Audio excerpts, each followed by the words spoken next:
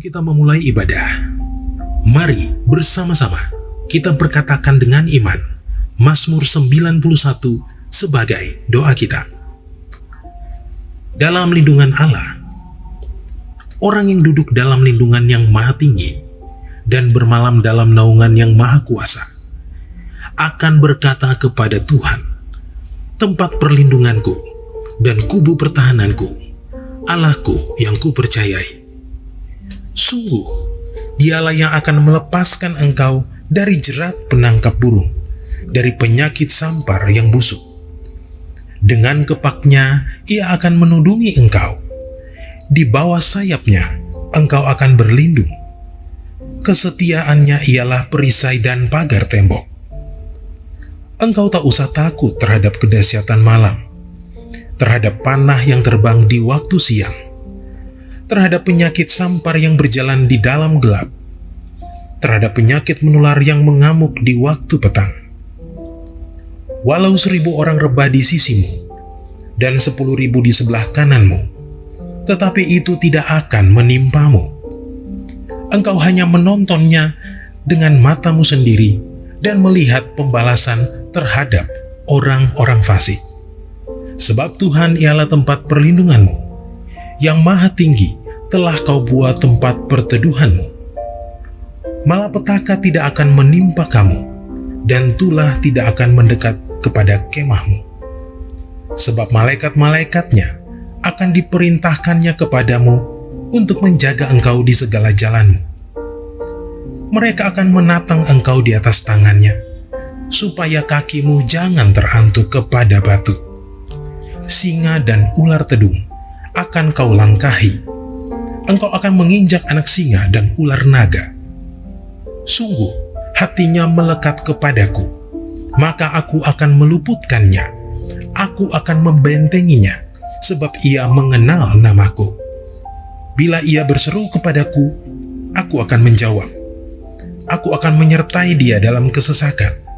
Aku akan meluputkannya dan memuliakannya. Dengan panjang umur akan kukenyangkan dia, dan akan kuperlihatkan kepadanya keselamatan daripadaku. Kami bersyukur ya Tuhan Yesus, semua karena kemurahan-Mu, semua kasih setia-Mu Tuhan berlimpah di hidup kami Tuhan.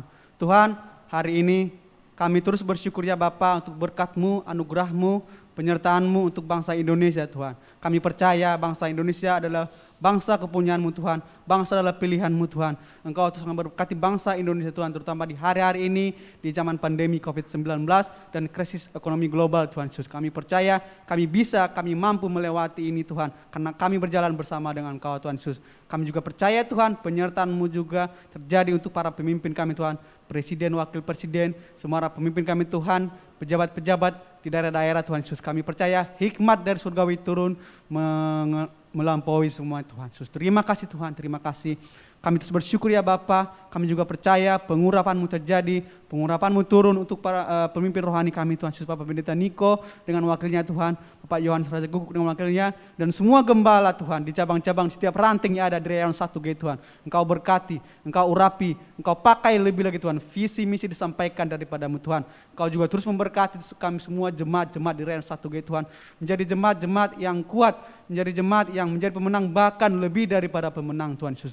Terima kasih Tuhan, di zaman Pentakosta ketiga ini kami bersyukur ya Bapa, Engkau akan curahkan Roh Kudus semua, terjadi penuaian di Rayon 1G Tuhan, terutama generasi Yeremia, generasi yang cinta Tuhan, yang tidak pernah kompromi dengan dosa Tuhan. Engkau pakai generasi Yeremia lebih lagi ya Bapa. Kami bersyukur Tuhan, dan setiap ibadah-ibadah yang kami lakukan Tuhan, ibadah melalui YouTube atau online ya Bapa, penyertaan-Mu, pengurapan-Mu Tuhan, lawatan-Mu, hadirat-Mu ada Tuhan setiap rumah-rumah kami Tuhan, dalam setiap ibadah kami Tuhan. Kami bersyukur Tuhan karena Engkau sangat baik, begitu baik bagi kami Tuhan. Terima kasih Tuhan, terima kasih. Kami bersyukur hanya di dalam nama Tuhan Yesus. Haleluya, amin. Beri tepuk tangan buat Tuhan Yesus. Yuk kita tepuk tangan di atas kepala semua.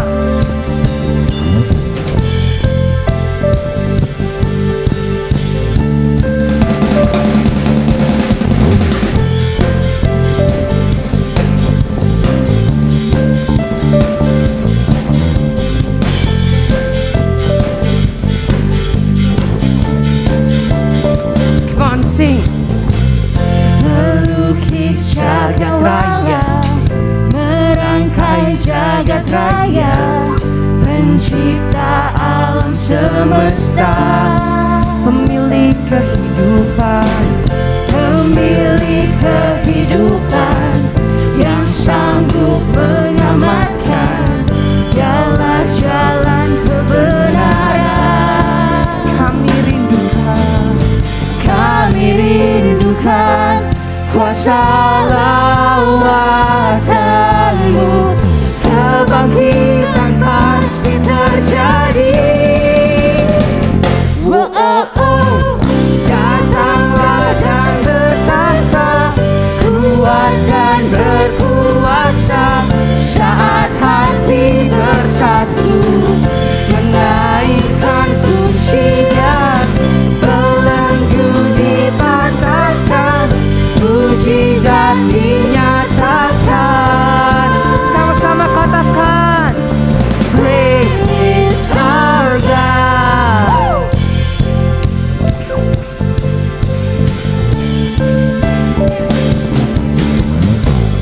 Melukis cakrawala, merangkai jagat raya, pencipta alam semesta. Oh, pemilik kehidupan, yang sanggup menyelamatkan, dialah jalan kebenaran.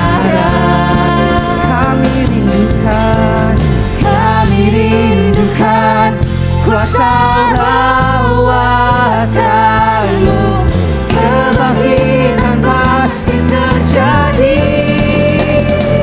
Oh, oh, oh. Datanglah dan bertahta, kuat dan berkuasa, saat hati bersatu menaikkan pujian, belenggu dipatahkan, mujizat dinyatakan. Oh, oh. Great is our God. Datanglah dan bertahta, kuat dan berkuasa, saat hati bersatu menaikkan pujian, belenggu dipatahkan, mujizat dinyatakan. sama-sama katakan, Great is our God. Datanglah dan bertahta, kuat dan berkuasa, saat hati bersatu menaikkan pujian, belenggu dipatahkan, mujizat dinyatakan. Great is our God. Great is our God. sekali lagi katakan, Great is our God. haleluya. Beri kemuliaan buat Tuhan Yesus.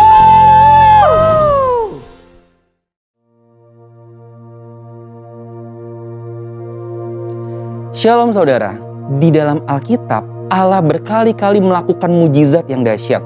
Bangsa Israel pernah menyaksikan dan mengalami bagaimana terbelahnya laut dan berjalan di atas dasar laut yang kering.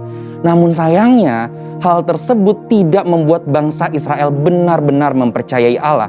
Melainkan dalam cerita selanjutnya, kita tahu bangsa Israel justru memberontak kepada Allah. Saudara, mujizat adalah tindakan Allah untuk menyatakan kasih dan menolong manusia dengan cara merubah apa yang mustahil bagi manusia menjadi tidak mustahil. Sebab bagi Allah tidak ada yang mustahil. Tetapi yang perlu dicatat adalah mujizat tidak pernah menjadi tujuan utama. Tujuan dari terjadinya mujizat adalah pertobatan kepada Allah. Dan mujizat terbesar bagi manusia bukanlah tuli mendengar, lumpuh berjalan, tetapi karunia keselamatan Allah yang disediakan lewat penebusan Kristus. Pertobatan sendiri berarti melakukan kehendak Allah dan berbalik kepada Allah dan meminta ampun atas segala dosa. Namun sayangnya Alkitab seringkali mencatat ketika kita sudah diberi mujizat tetap saja tidak bertobat atau mengalami pertobatan tetapi tidak bertumbuh.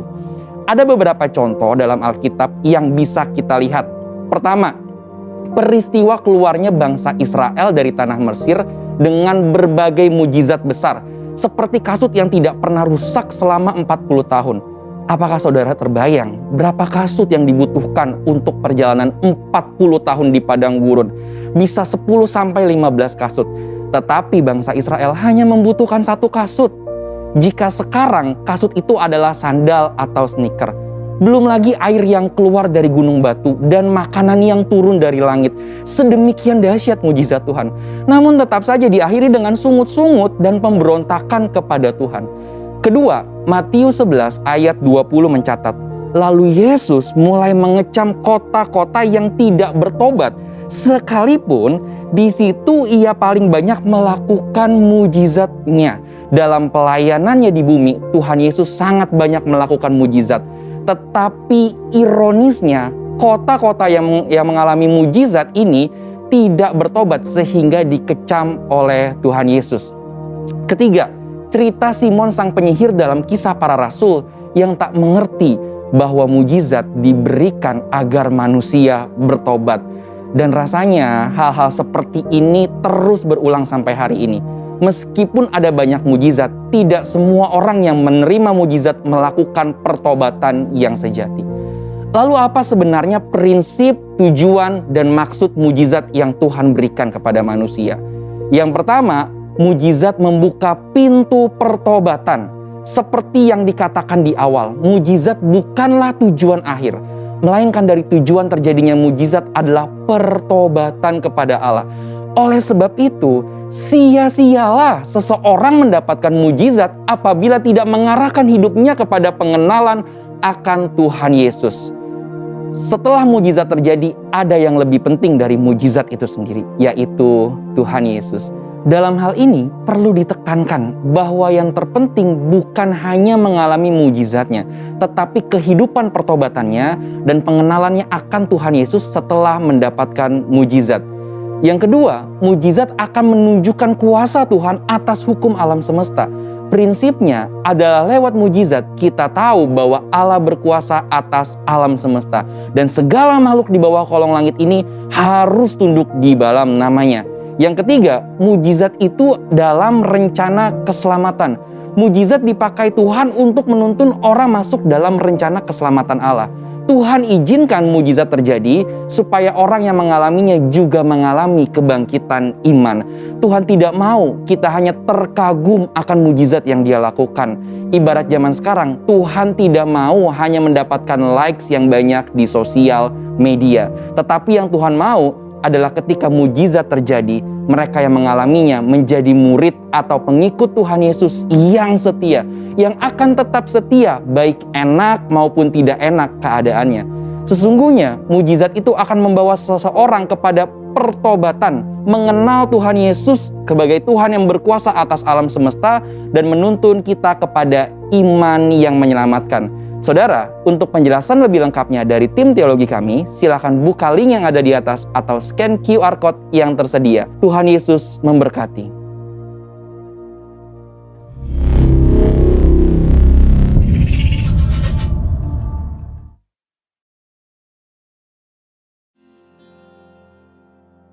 Sebelum lebih lagi kita masuk dalam pujian penyembahan dan firman Tuhan, bersama-sama kita deklarasikan Pentakosta ketiga. Pentakosta ketiga adalah pencurahan Roh Kudus yang dahsyat di zaman ini, melebihi yang terjadi di Azusa Street. Pentakosta ketiga akan mengakibatkan penuaian jiwa yang terbesar dan yang terakhir sebelum Tuhan Yesus datang kembali. Pentakosta ketiga akan membangkitkan generasi Yeremia, yaitu anak-anak muda yang dipenuhi Roh Kudus, cinta mati-matian kepada Tuhan Yesus, tidak kompromi terhadap dosa, dan akan bergerak untuk memenangkan jiwa. Pentakosta ketiga lahir di Indonesia dan bergerak ke bangsa-bangsa. Gerakan ini dari timur ke barat dan akan kembali ke Yerusalem. Pentakosta ketiga akan memberikan kuasa untuk menyelesaikan amanat agung, dan setelah itu Tuhan Yesus datang kembali. Kita mau siapkan hati kita lebih lagi untuk mendengarkan firman Tuhan. Kita percaya setiap firman yang kita dengarkan hari ini akan memberikan kita kelepasan, akan memberikan kita mujizat, dan kita semua akan dikuatkan jadi pribadi-pribadi yang baru.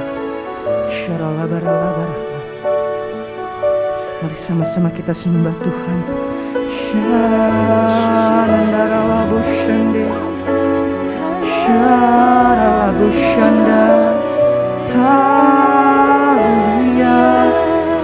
Terima kasih buat kebaikan-Mu, buat segala yang Kau perbuat bagi kami Tuhan. Mari sama-sama kita angkat syukur kita sama Tuhan. Kita berterima kasih atas Tuhan. Syaralabo, syanandaralaba, syaralabo, syandar.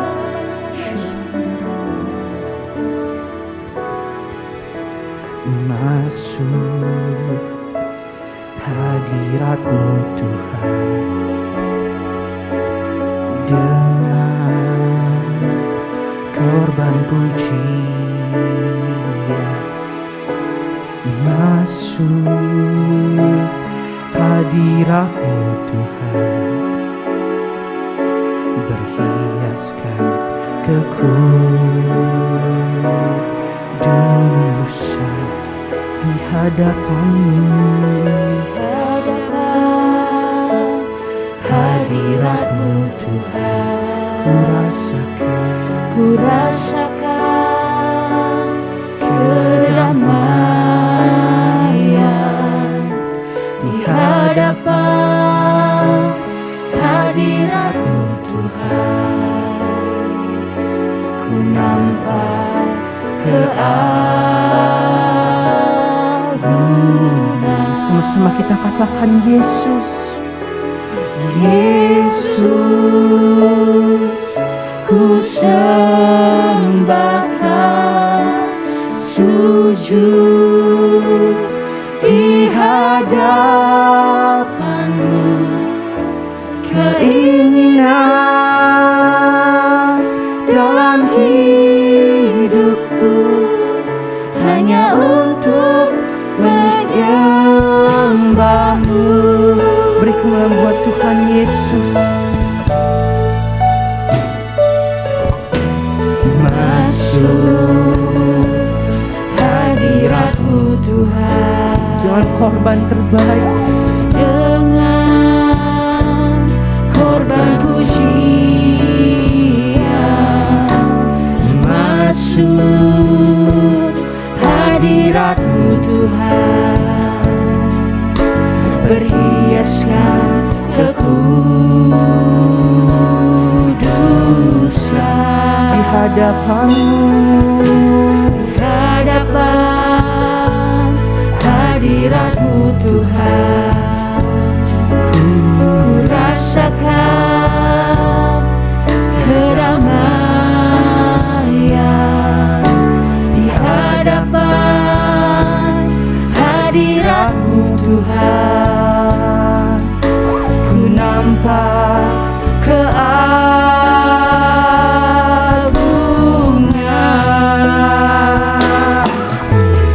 Yesus, ku sembahkan, sujud di hadapan-Mu. Keinginan dalam hidupku hanya untuk menyembah-Mu. Panggil nama Yesus. Yesus, ku sembahkan, sujud di hadapan-Mu. Keinginan dalam hidupku hanya untuk menyembah-Mu. Oh Yesus, Yesus, ku sembahkan, sujud di hadapan-Mu. Keinginan dalam hidupku hanya untuk menyembah-Mu. Biarkan musik memuji Tuhan, kita terus berdoa.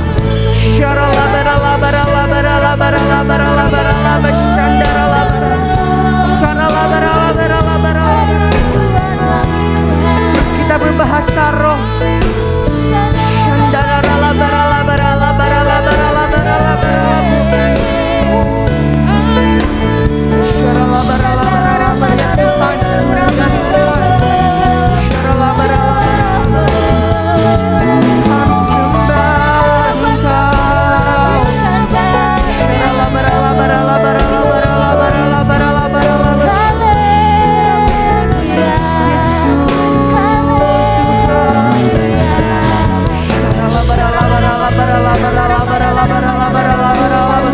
Terus kita lebih lagi angkat suara kita untuk Tuhan.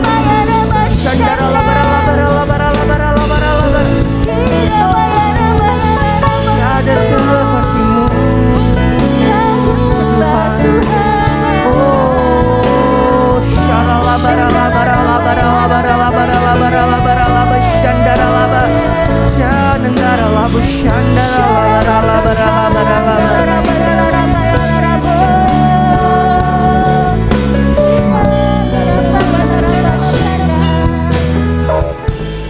sama-sama kita katakan, Yesus, ku sembahkan.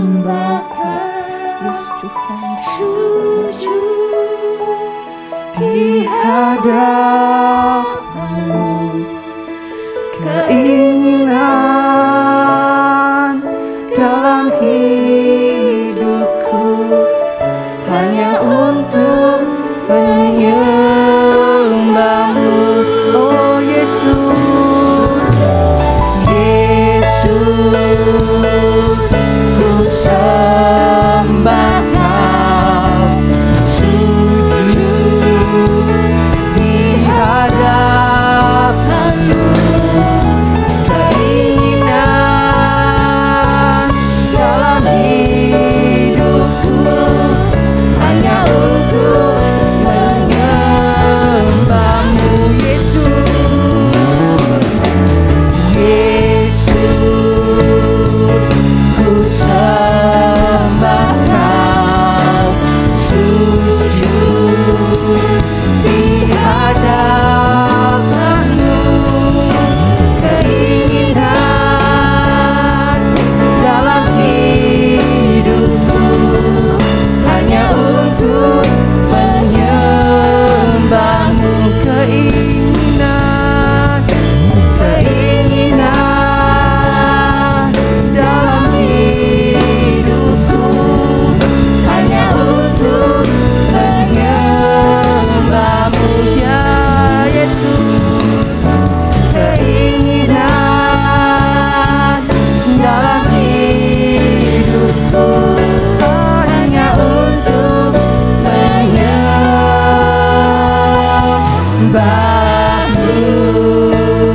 Haleluya Tuhan.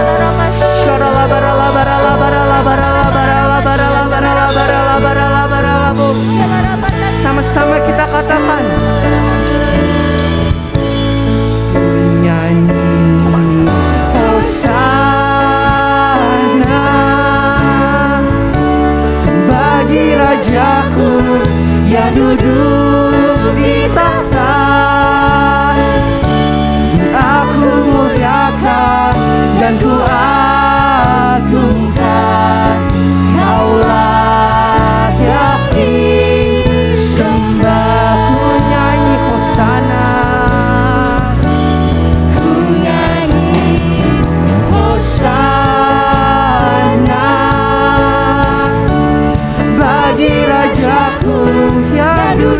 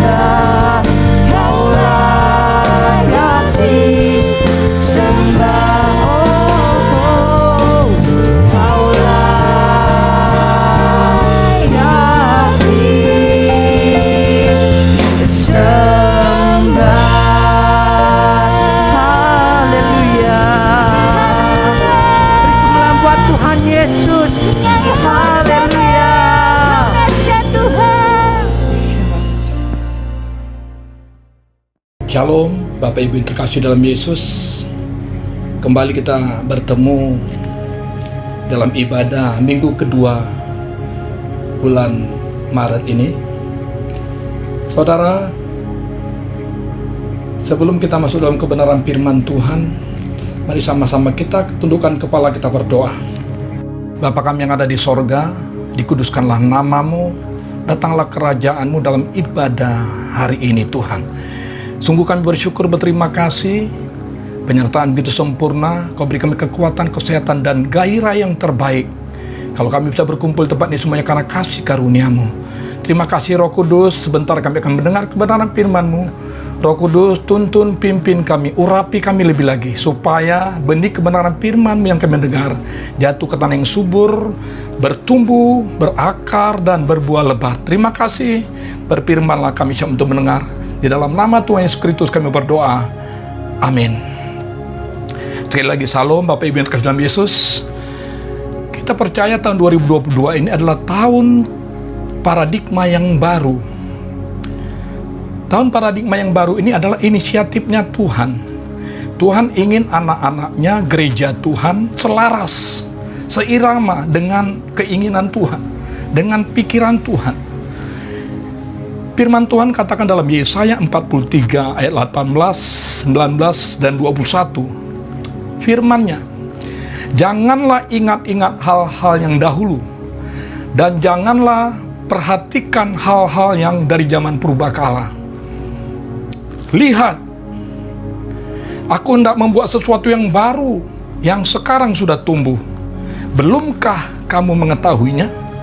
Ya, aku hendak membuat jalan di padang gurun dan sungai-sungai di padang belantara. Tuhan sedang mendemonstrasikan kuasa-Nya. Dia membuat sesuatu yang baru yang sekarang sudah tumbuh. Kita percaya itu. Jalan di padang gurun, sungai-sungai di padang belantara yang mustahil bagi dunia, tidak dimustahil bagi Tuhan. Dia sanggup. Makanya dalam ayat 21-nya dikatakan, umat yang telah kubentuk bagiku. Tuhan bentuk kita. Akan memberitakan kemaksuranku, kata Tuhan. Biarlah kita ini orang-orang yang ditetapkan, orang-orang yang disiapkan untuk memberitakan kemaksurannya. Saudara, masa penuaian sudah tiba. Di firman Tuhan dalam Markus 4 ayat 26-29 dikatakan begini.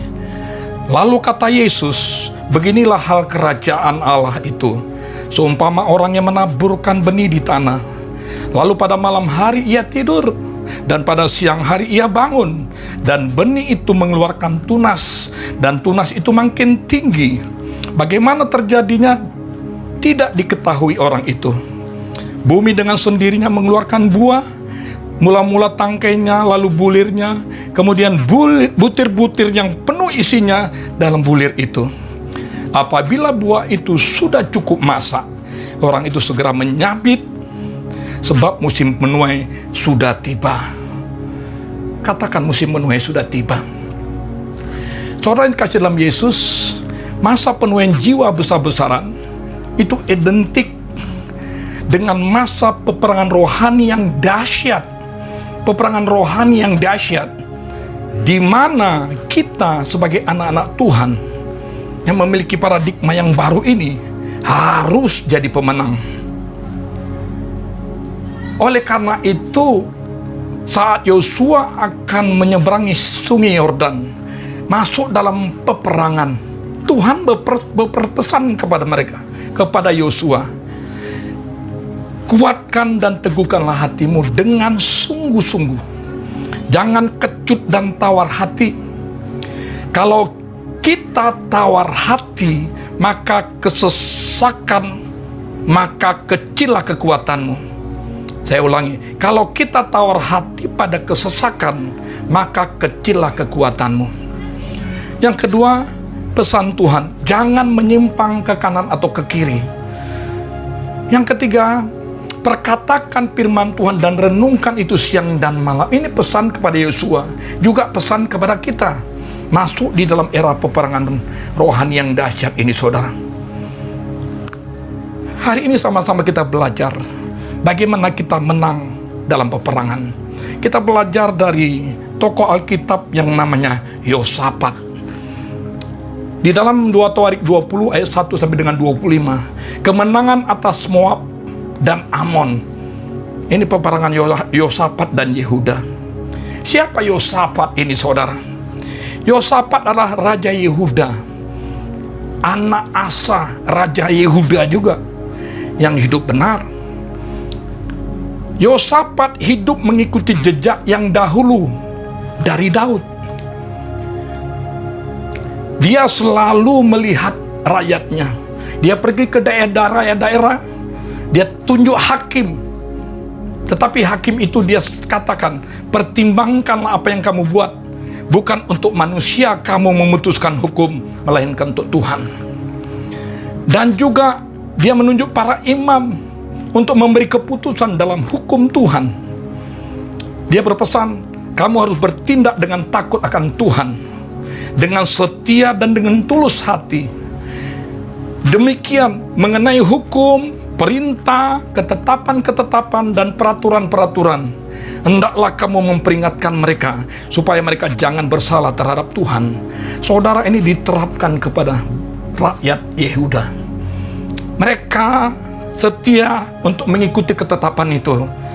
Saudara, bukankah kita sebagai anak-anak Tuhan, kita sudah belajar ikuti Tuhan, belajar ikuti ketetapan Tuhan, belajar merenungkan firman Tuhan. Tetapi di tengah-tengah kita setia lakukan itu juga terjadi kepada Yosafat dan Yehuda. Di dalam 2 Tawarik 20 ayat 1 sampai 2 dikatakan begini, saudara. Di tengah-tengah mereka mengikuti ketetapan kesetiaan, tiba-tiba firman Tuhan katakan begini, setelah itu Bani Moab dan Bani Amon datang berperang melawan Yosafat bersama-sama sepasukan orang Meonim. Datanglah orang memberitahukan Yosafat, suatu laskar yang besar datang dari seberang laut Asin, dari Edom, menyerang tuanku. Sekarang mereka di Aseson Tamar, yakni En-Gedi. Saudara, sebagai anak Tuhan, sebagai manusia, dengan datangnya ancaman, informasi yang seperti itu, apa tindakan dari Yosafat? Begitu juga kadang-kadang terjadi dalam kehidupan kita. Di saat kita setia ikut Tuhan, ikuti ketetapan-ketetapannya, datang sesuatu yang tidak masuk di akal, mengancam kita, mempengaruhi kita. Mari kita belajar dari Yosafat. Apa reaksi dan tindakan Raja Yosafat setelah mendengar berita ini? Ada 3 tindakan yang dilakukan Yosafat. Tindakan yang dilakukan Yosafat yang pertama, ayat 3. Yosafat menjadi takut, lalu mengambil keputusan untuk mencari Tuhan. Banyak orang takut, tetapi melakukan keputusan, mengandalkan kekuatan sendiri. Tetapi Yosafat mengambil keputusan untuk mencari Tuhan. Ia menyerukan kepada seluruh Yehuda supaya berpuasa. Saudara, di sini dapat kita pelajari bahwa Yosafat itu bertindak untuk berserah dan andalkan Tuhan. Dia punya iman hanya Tuhanlah perlindungan. Ayat 5 dan 6 katakan begini, lalu Yosafat berdiri di tengah-tengah jemaat Yehuda dan Yerusalem di rumah Tuhan. Apa yang dilakukan di muka pelataran yang baru itu? Dan berkata, ya Tuhan Allah nenek moyang kami, bukankah engkau Allah di dalam sorga? Bukankah engkau memerintah atas segenap kerajaan bangsa? Kuasa dan keperkasaan ada di dalam tanganmu, sehingga tidak ada orang yang dapat bertahan melawan engkau. Saudara yang dikasihi dalam Yesus, Yosafat berserah dan andalkan Tuhan. Dia renungkan firman Tuhan. Dia tahu apa yang menjadi langkah dia untuk datang kepada Tuhan. Engkau Tuhan Allah yang ada di sorga. Engkau yang memerintah bangsa-bangsa. Tidak ada yang dapat melawan engkau. Dia percaya itu, saudara. Bukankah tadi sudah diperkatakan oleh Tuhan kepada Yosua, Jangan lupa perkatakan Taurat Tuhan, renungkan itu siang dan malam. Yosafat renungkan dan perkatakan Taurat Tuhan. Di ayat 9a dikatakan begini saudara. Bila sesuatu malapetaka menimpa kami di saat dia berdiri di depan bait Allah, yakni pedang, penghukuman, penyakit sampar atau kelaparan, kami akan berdiri di muka rumah ini di hadapanmu, karena namamu tinggal di dalam rumah ini. Saudara, dengan tegas, dengan percaya diri, dia berserah kepada Tuhan. Itu Yosafat, saudara. Dia bawa bangsa Yehuda kepada Tuhan. Bagaimana dengan kita? Di tengah-tengah masalah goncangan kondisi sosial, ekonomi krisis, dan juga saat ini virus corona COVID-19 Omikron. Apa tindakan kita? Mari kita belajar dari Yosafat. Apa yang sudah kita renungkan, perkatakan itu. Bukankah engkau Allah yang ada di dalam sorga? Semua bangsa-bangsa menyembahmu di bawah kendalimu. Wow, dahsyat saudara. Oleh karena itu saudara, supaya iman kita bangkit timbul, tidak ada cara lain. Kita mulai terus belajar untuk merenungkan firman Tuhan. Roma 10:17 katakan, iman timbul dari pendengaran, pendengaran akan firman Kristus. Banyak baca renungkan firman Tuhan. Ibrani 11 ayat 1 katakan, iman adalah dasar dari segala sesuatu yang kita harapkan. Kita harapkan apa? Kemenangan, keluar dari masalah, iman. Miliki iman yang kuat. Satu firman Tuhan katakan dalam Mazmur 33 ayat 19, sesungguhnya mata Tuhan tertuju kepada mereka yang takut akan Dia, dan kepada mereka yang berharap akan kasih setianya, untuk melepaskan jiwa mereka dari maut, dan memelihara mereka pada masa kelaparan. Wow, berharap, berserah, andalkan Tuhan. Saat-saat sekarang saudara, serangan-serangan itu bukan langsung dari musuh secara fisik, tetapi ada serangan apa? Krisis ekonomi, dari virus corona COVID-19, dari sosial yang sekarang saudara. Kita tahu kasih itu semakin dingin. Kalau model ini ada, bagaimana? Mari kita belajar berserah dan andalkan Tuhan. Miliki iman kepada Tuhan. Kalau kita dijauhi, dibenci oleh orang lain, disakiti, dikecewain orang, jangan balas kejahatan dengan kejahatan, tapi datang kepada Tuhan. Serahkan semuanya kepada Tuhan. Katakan amin. Ini tindakan yang dilakukan Yosafat. Yang pertama, berserah dan andalkan Tuhan. Yang kedua, Yosafat berseru kepada Tuhan. Ini berbicara tentang berdoa. Ayat 9b katakan, dan kami akan berseru kepadamu di dalam kesesakan kami, sampai engkau mendengar dan menyelamatkan kami. Berseru, bicara tentang berdoa. Ya Allah kami, tidakkah engkau akan menghukum mereka? Karena kami tidak mempunyai kekuatan untuk menghadapi laskar yang besar ini, yang datang menyerang kami. Kami tidak tahu apa yang harus kami lakukan, tetapi mata kami tertuju kepadamu. Berseru kepada Tuhan. Berdoa, bertalu-talu saudara. Kita tahu, percaya, iman tanpa perbuatan adalah iman yang kosong. Waktu kita berserah kepada Tuhan, kita juga mulai berdoa. Ini tindakan saudara. Berdoa, mulai menabur. Di tengah-tengah krisis ekonomi, kita mulai belajar menabur. Tindakan iman. Yesaya 33 katakan, berserulah kepadaku, maka aku akan menjawab engkau. Aku akan memberitahukan kepadamu hal-hal yang besar dan yang tidak terpahami, yakni hal-hal yang tidak kamu ketahui. Bagaimana kehidupan doa saudara? Secara pribadi, bagaimana kehidupan doa saudara secara korporat? Mari bangun, berseru kepada Tuhan. Bawa keluargamu, bawa bangsa ini, bawa gerejamu, berseru kepada Tuhan. Ini bertindak saudara. Berseru kepada Tuhan itu langkah bertindak. Mari bangun kehidupan doa saudara. Kita percaya perlindungan Allah sempurna. Dalam lindungan Allah, Mazmur 91 itu tindakan iman. Berdoa terus, katakan firman Tuhan. Orang yang duduk dalam lindungan yang maha tinggi dan bermalam dalam naungan yang maha kuasa, perkatakan Mazmur 91, itu tindakan. tindakan iman. Dalam tengah-tengah kondisi COVID-19 ini, apa yang juga kita harus lakukan? Tindakannya kita harus disiplin protokol kesehatan. Ikuti dengan setia. Kita percaya penyertaan Tuhan, pembelaan Tuhan akan memberi keluar dalam kehidupan kita. Tindakan apa lagi? Saudara, waktu orang mencaci kita, memaki kita, memarahi kita, jangan kita balas maki. Ampuni dia. Itu tindakan iman. Berkati dia.